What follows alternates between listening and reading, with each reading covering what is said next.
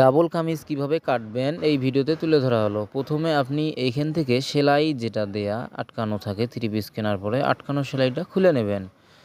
আটকানো সেলাইটা খোলা হয়ে গেল আমার। এখন উপরের পাটটা আলাদা করে রাখলাম। এখন যে ইনারের কাপড়টা সেটা আলাদা করে রাখলাম। এখন এটা যে পিছনের পাটটা সেটা প্রথমে আমি ভাঁজ দিয়ে এভাবে আঙ্গুল দিয়ে ঘষে নিতেছি।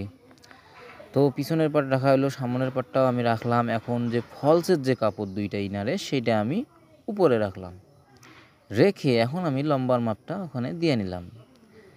এখন 7 ইঞ্চিতে মহড়ার দাগ দিলাম, এখানে 20 ইঞ্চিতে আমি হিপের দাগ দিলাম।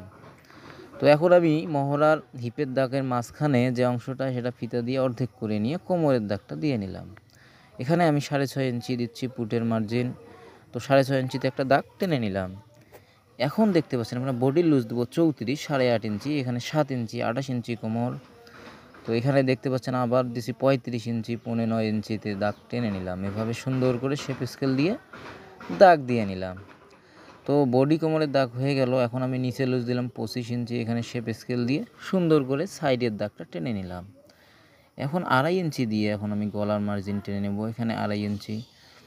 তো দুই সাইডেই 2.5 ইঞ্চি করে নিয়ে এভাবে সুন্দর করে গলাটা একটু চক দিয়ে গোল করে নিলাম। এখন কেটে নিচ্ছি গলাটা।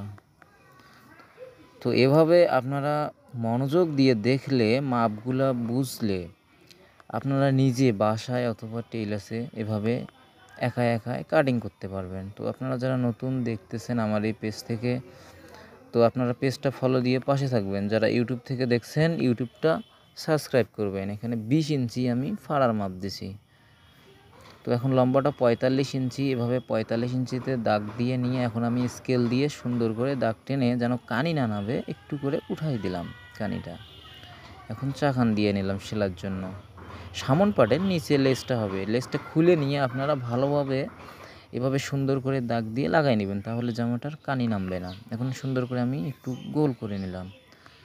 তো আমার এখন নিচের অংশটাও কাটা শেষ। এখন লেসটা এখানে দিয়ে বাড়তি অংশটুকু এভাবে কেটে দেব। তো এখন দেখতে পাচ্ছেন আপনারা আমার ডাবল জামাটা কাটা শেষ হয়ে গেল। এখন আমি গলার অংশটা কেটে নেব। তো একটা পার্ট এখান থেকে ইনারের কাপড় বাইর করে নিলাম, নিয়ে সুন্দর করে ঠিকঠাক করে নিলাম। এখন আপনারা দেখতে পাচ্ছেন সামনের পাটটা বসে নিয়ে তালপাটটা এভাবে কেটে নিলাম। গলার অংশটা এখন 6 ইঞ্চি মাপ দিয়ে আমি এখানে গোল করে সুন্দর করে এভাবে কেটে নিলাম। তো এখন আমার কামিজটি কাটা শেষ। হাতাটা কাটবো। সাইডে যে লেসটা দেয়া থাকে থ্রি পিসে, আপনারা লেসটা এভাবে খুলে নেবেন। লেসটা খুলে নিয়ে আপনারা এই কাপড়টা ডাবল পাট করে নেবেন, নিয়ে